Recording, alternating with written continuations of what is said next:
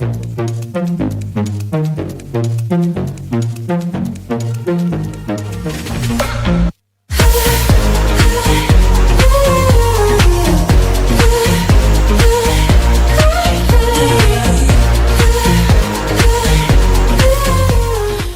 back to my channel. My hair is literally so soaked right now. I just put in like just one pump of the Kevin Murphy Young Again serum. This stuff is so great. I also just moisturize with this oil, which has like chunks of rose in it.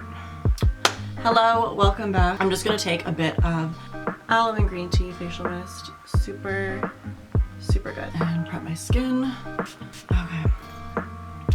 So how are you guys? What else is new? What's up? I have been listening to Selena Gomez's new album, Rare.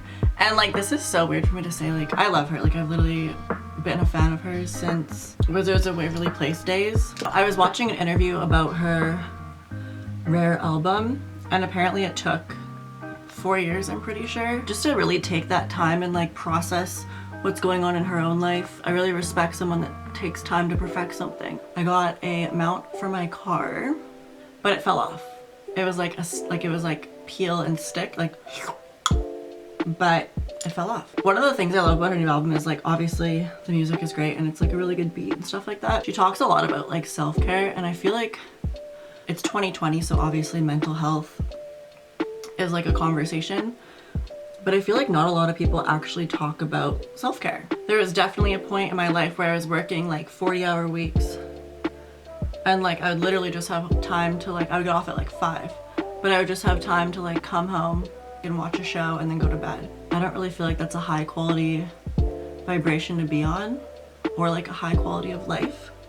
So I took a step back and started focusing on like what I wanted to focus on.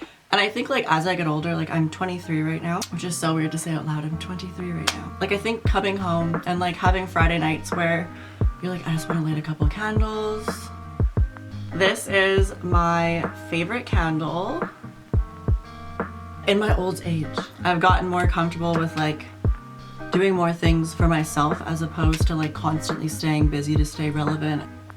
And I feel like if you're like doing self-care and acknowledging your feelings and in a mood to like let it out kind of thing. I know this sounds really deep and crazy, but self-care 2020, let's talk about it. I remember being a kid, and obviously you have a routine with school and you're busy. Your focus is like being a kid and doing stuff kids do. And you're not focused on like your worth in other ways, I guess. Came to a point where I was working so hard to the point where like I literally, my mental health was like, my body was like, I literally slept for 2 days straight and did not get out of my bed, talk to anybody. I just needed 2 days to rest and like recuperate after Christmas. And that was like my body's way of telling me like, you need to chill. I look back at all the things I'm doing now, and it's all the things I love doing as a kid. It really shows you that like, you have to have a healthy balance of like passions and work. And I feel like I'm slowly starting to get back into that rhythm.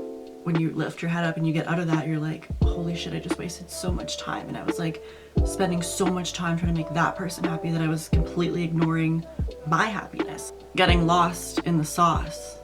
You know, getting older and finding things that make you happy that aren't such instant gratification. You realize like, oh my god, like I wake up next to me every day. Like I wake up next to myself. So if I'm not taking care of myself, then I'm like I'm letting myself down. The environment you live in is a reflection of how you feel on the inside.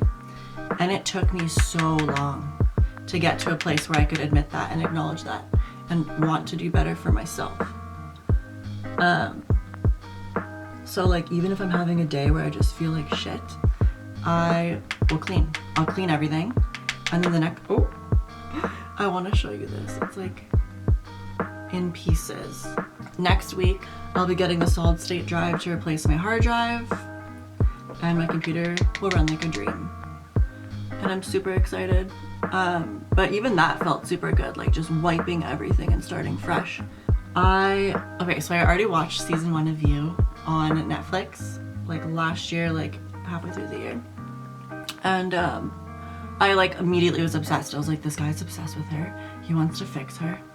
He's crazy. I love it. Crazy. But I was obsessed, and then I like Googled it. It was like, when does season 2 of You come out? And the release date was Boxing Day. So I was super hyped.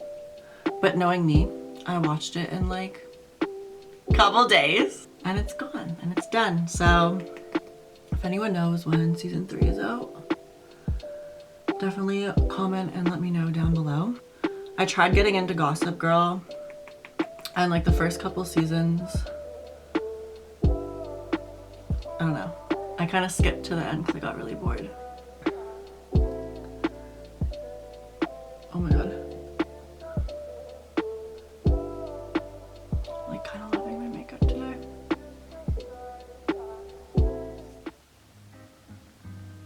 But yeah, now I'm on to mascara. If you know any mascaras that are similar to the L'Oreal Telescopic,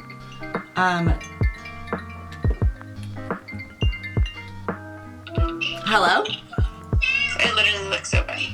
Okay, fix your hair. I wanna give you a little shout out. Oh my god. I'm just filming.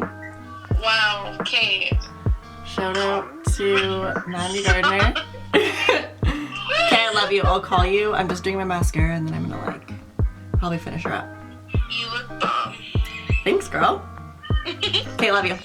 Okay, love you, bye. We met in a film class, and this was back like in grade 10 when we had Blackberries. Like Blackberries were like, if you had a Blackberry in BBM, like you were the shit. I remember walking into film class, like, you know, grade 10 kid, like super nervous, like didn't want to like rub anyone the wrong way, like just was like super scared, insecure, and like hilarious. So she was a year older than me and she was in grade 11. And I remember just like walking into the classroom and she was screaming, like she was going off, like she was yelling at this kid and like putting him in his place. I remember not saying anything and I was like super nervous, and then our class went up to the library to go do work, and I remember walking up to her table and I had my BBM like scan screen open, and I like slid my phone over to her and smiled, and she picked up my phone, scanned it, and gave it back, and that was like our like peace offering, like our peace treaty. Like that was like my way of saying like, hey, like, you know, just want to get on your good side. And ever since then we've been like literally best friends, and we've been super close. And we went through like a phase where we were like let's see who can get the most people on BBM, and we like had like thousands and stuff. It was so funny. But yeah, that's how we met. I was literally scared of her, and now we're best friends. I feel like she's the one person I can call and she'll always be there for me. She's like the sweetest girl ever. And I remember growing up, she was always like so hot, and I was like, bitch, your goals. But yeah, I love her. She's amazing. I'm also trying to get her into like YouTube and vlogging. She just bought a brand new camera, and I'm so excited for her. Like the camera's so nice. I remember I used to like let her use my ring light, which she broke, by the way. And I'll FaceTime you and talk to you about that later. I'm just doing a e.l.f. lip gloss in a similar color. But yeah, thanks for watching, and I'll see you guys in the next one.